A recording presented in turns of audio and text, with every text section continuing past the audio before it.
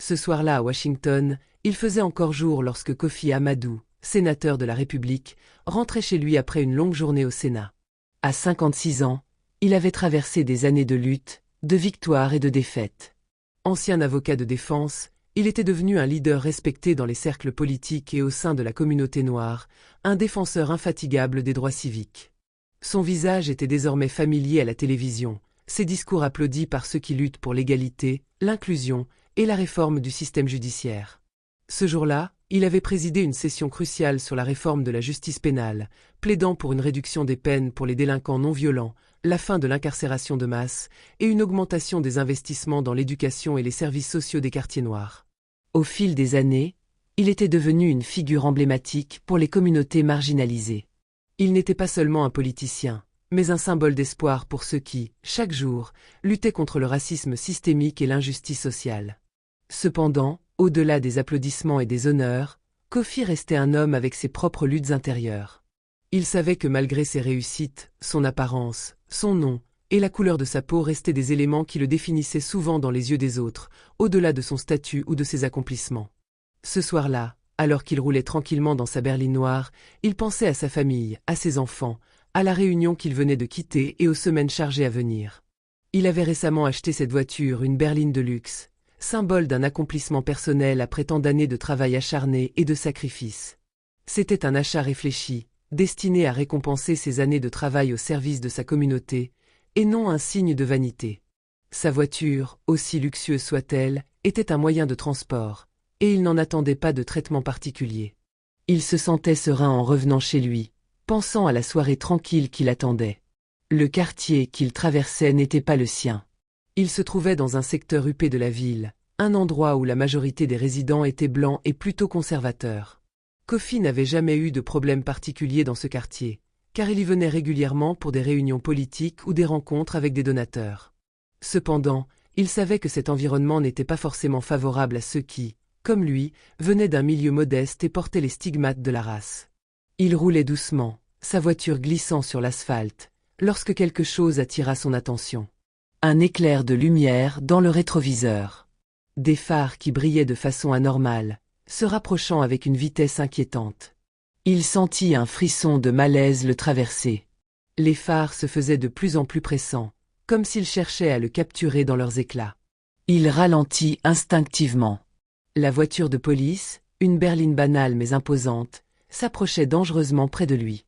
Sans raison apparente, il se sentit sur le qui-vive. Ce n'était pas la première fois qu'un policier le suivait de près, mais ce soir-là, il y avait quelque chose d'étrange dans l'air. Il tourna tranquillement à l'intersection suivante, en espérant que le véhicule poursuive sa route. Mais non. Les sirènes de la voiture de police s'allumèrent soudainement, et une lumière clignotante inonda la scène. Il se sentit soudainement vulnérable, non pas en raison d'un quelconque méfait qu'il aurait commis, mais à cause de la simple réalité de son identité. Kofi savait que, dans certains coins de ce pays, il n'était pas perçu comme un sénateur respecté ou un avocat accompli, mais comme une menace, un homme à surveiller. Il arrêta sa voiture, sortit calmement, et attendit. Il savait comment les choses se déroulaient.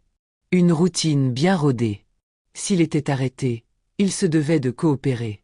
Mais à cet instant, il ignorait encore que la raison de cet arrêt n'était en réalité pas liée à un acte répréhensible de sa part. Non, c'était bien plus sinistre que cela, c'était à cause de la couleur de sa peau. Le policier qui s'avança vers lui n'était pas un vieux routier du métier, mais un jeune agent, dans la trentaine, nommé Vincent Howard. Il n'y avait rien de particulier dans son apparence qui trahissait une animosité particulière. Pourtant, dans son attitude, il y avait une froideur palpable, comme s'il s'apprêtait à traiter le sénateur comme un simple suspect. « Bonsoir, monsieur. Puis-je voir vos papiers ?» demanda Howard d'un ton sec, sans un regard vers le badge de Kofi, sans même reconnaître sa position officielle. Kofi se figea un instant, surpris par le manque de courtoisie. Mais il avait l'habitude de cela. Une fois de plus, la couleur de sa peau l'avait trahi avant même qu'il n'ouvre la bouche. Il se souvenait de ses propres discussions avec d'autres figures politiques sur le racisme quotidien qu'il vivait. Un sénateur ou un avocat n'était pas à l'abri des stéréotypes raciaux, surtout lorsqu'il se trouvait dans un quartier peu familier aux autorités. « Bien sûr, mais pourriez-vous me dire pourquoi vous m'arrêtez ? Je suis sénateur de la République, Et je viens de revenir d'une réunion importante, répondit-il calmement, son ton mesuré dissimulant la frustration qui montait en lui. Le policier, implacable, se contenta de répliquer. Vous êtes arrêté pour excès de vitesse. Je vais avoir besoin de vos papiers. Kofi ressentit un choc. Il savait qu'il n'avait pas dépassé la limite de vitesse. Son esprit commença à réfléchir plus rapidement, cherchant une explication rationnelle. Peut-être était-ce une erreur, une confusion avec une autre voiture? Mais l'agent semblait si assuré, si déterminé dans son accusation. Excès de vitesse? Je n'ai pas dépassé la limite, répondit-il avec calme, tout en sortant son permis de conduire et son certificat d'immatriculation. Je vous conseille de vérifier les caméras de circulation dans cette zone. Je vous ai dit de ne pas discuter, monsieur, répliqua Howard d'un ton plus froid, sa voix se durcissant légèrement. Restez dans votre voiture. Le sénateur Kofi Amadou reste figé dans la situation qui se déroule devant lui. Chaque mouvement de l'agent Howard semble un déni de son humanité, une violence psychologique bien plus profonde que la simple contrainte physique. Le poids de la discrimination, qui pèse lourdement sur les épaules de nombreux membres de sa communauté, ne se résume pas à une seule action. Il n'est pas seulement un sénateur, un avocat ou un défenseur des droits civiques. Il est aussi un homme qui, bien qu'ayant lutté toute sa vie pour l'égalité, est désormais pris dans un piège qu'il croyait avoir échappé.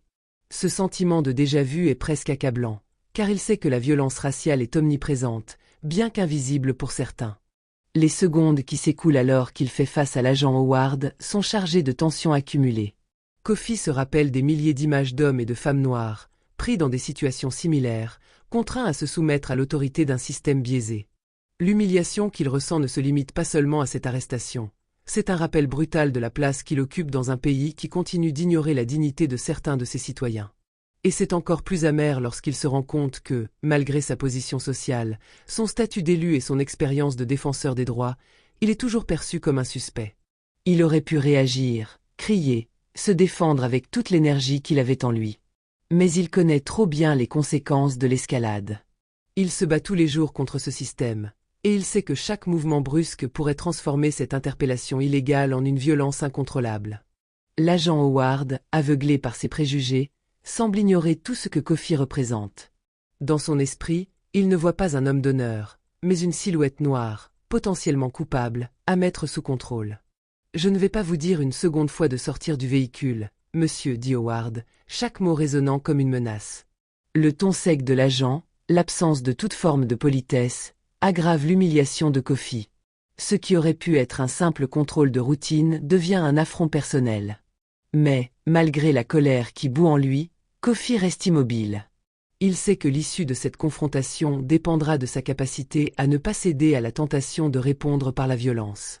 Il se rappelle des visages de ses enfants, des visages de sa communauté, des visages de toutes celles et ceux qui ont souffert de la brutalité policière. Il compte sur lui pour rester calme, pour être celui qui brise ce cycle de violence et d'humiliation. Lorsque l'agent ouvre brusquement la portière et tente de le forcer hors du véhicule, Kofi se sent comme une proie qu'on veut déposséder de sa dignité. Il est un homme d'ordre et de loi, pourtant ce qui se déroule devant lui est une transgression évidente de l'ordre constitutionnel. « Je vais devoir vous menotter, monsieur, annonce l'agent, comme si cela allait clore cette scène. Kofi, toujours serein, sait que cette phrase n'est pas simplement une tentative de l'agent de l'humilier davantage, mais un symbole d'une réalité plus vaste. La brutalité et l'injustice qui s'abattent sur lui ne sont pas un accident.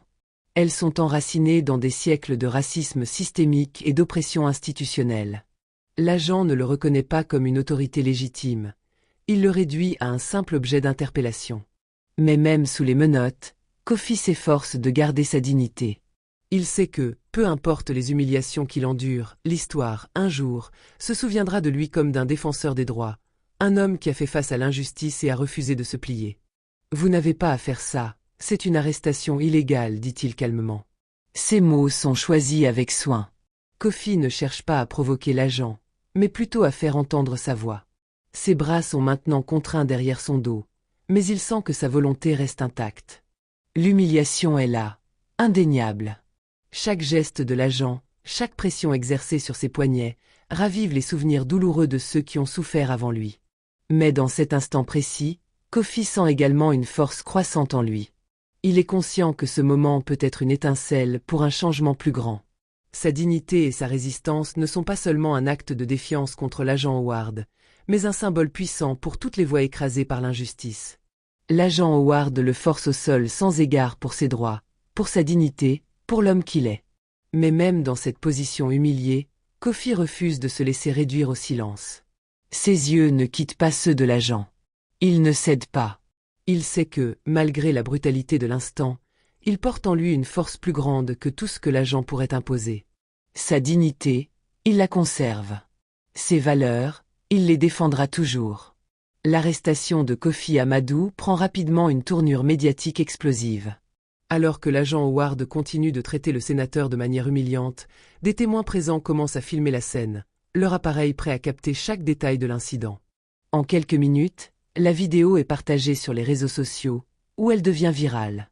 Des millions de personnes assistent, incrédules, à l'agression d'un homme politique respecté, un sénateur et avocat de renom, qui subit la violence policière, non pas en tant que suspect, mais en tant que citoyen victime de l'ignorance et du racisme systémique. Les hashtags justice pour Kofi et racisme dans la police envahissent rapidement Twitter, Facebook et Instagram. Ce n'est pas seulement une vidéo d'une arrestation, c'est le reflet de tout un système d'oppression qui explose au grand jour.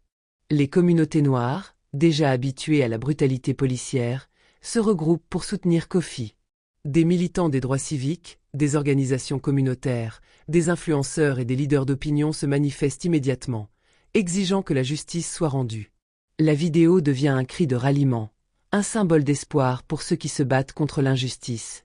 À travers les États-Unis et au-delà, des manifestations éclatent, exigeant des comptes pour l'arrestation illégale et la brutalité policière infligée à Kofi. Un mouvement se forme sous le nom de Justice pour Kofi, une plateforme unifiée pour dénoncer le racisme dans les forces de l'ordre et réclamer des réformes profondes. Au poste de police, Kofi reste stoïque malgré l'humiliation, sachant que ses actions, même emprisonnées, auront des répercussions. Lorsqu'il a enfin l'opportunité d'envoyer un message à ses collègues au Sénat, il s'assure de leur rappeler la nature de l'incident, mais aussi le contexte plus large dans lequel il s'inscrit. Il ne se contente pas d'expliquer sa propre situation. Il rappelle que cette violence policière est un problème systémique qui touche des millions de personnes, en particulier au sein des communautés noires. Peu après, la nouvelle fait le tour du pays. Kofi, habitué à gérer les médias, se trouve cette fois-ci au centre de l'attention nationale, bien au-delà de ce qu'il aurait imaginé. Les caméras de télévision, les articles de presse et les émissions de radio s'emparent du sujet avec ferveur, faisant de cet incident un véritable catalyseur pour la conversation publique. Le président de la République, choqué par la brutalité de l'arrestation, fait une déclaration officielle. Dans un discours solennel, il exprime sa solidarité avec Kofi Amadou et souligne que l'incident est inacceptable. Il appelle à une enquête rapide et promet des actions pour remédier à cette injustice. Cette déclaration du président, bien qu'accueillie avec scepticisme par certains, accentue la pression sur les autorités policières et sur les institutions judiciaires.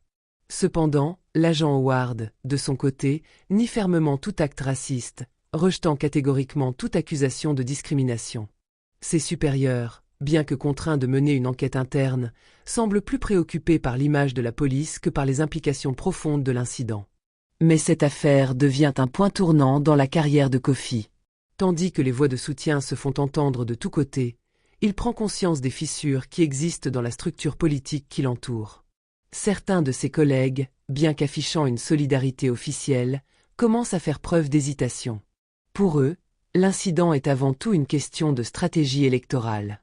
Kofi perçoit rapidement que, derrière les sourires et les discours de soutien, certains sont davantage préoccupés par les implications politiques de l'affaire que par le véritable enjeu, la justice et l'égalité. De plus, certains membres de son entourage le conseillent de ne pas attaquer directement la police, de peur que cela ne crée une division trop grande au sein de la base électorale de son parti. La tentation de la politique pragmatique est forte, mais Kofi refuse d'être pris dans le piège de l'opportunisme. Il choisit de ne pas se laisser abattre par la pression. Au contraire, il saisit cette occasion pour lancer une réforme ambitieuse et nécessaire. Une réforme policière nationale visant à instaurer des formations approfondies sur les biais raciaux, à renforcer la responsabilité des forces de l'ordre et à offrir un soutien législatif aux communautés vulnérables, en particulier les Afro-Américains, qui ont longtemps été victimes de violences policières. Kofi transforme son expérience en une plateforme de changement, rejetant les compromis politiques au profit d'une vision plus juste et équitable pour tous. Il appelle à des mesures concrètes, des enquêtes indépendantes pour chaque cas de brutalité policière, une augmentation des financements pour les initiatives de justice réparatrice et une réforme du système pénal pour réduire les discriminations systémiques. Pendant ce temps, l'agent Howard se retrouve sous enquête interne, confronté à des accusations de discrimination raciale et d'abus de pouvoir. Mais l'affaire va bien au-delà de ce seul policier. Elle devient le point de départ d'une prise de conscience nationale sur le racisme systémique et la brutalité policière. De plus en plus de voix s'élèvent, dénonçant une culture institutionnelle raciste au sein de la police, appelant à une réforme en profondeur.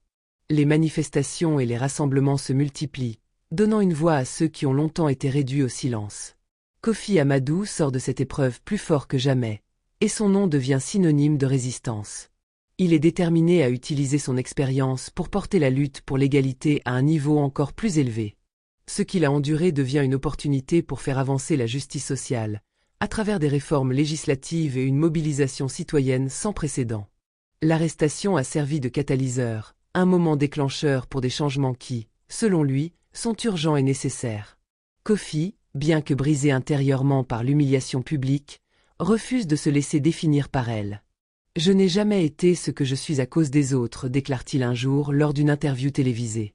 « Je suis ce que je suis malgré eux. » Ces mots résonnent comme une promesse non seulement pour lui-même, mais pour toute une communauté. Le racisme et la brutalité policière n'auront plus le dernier mot.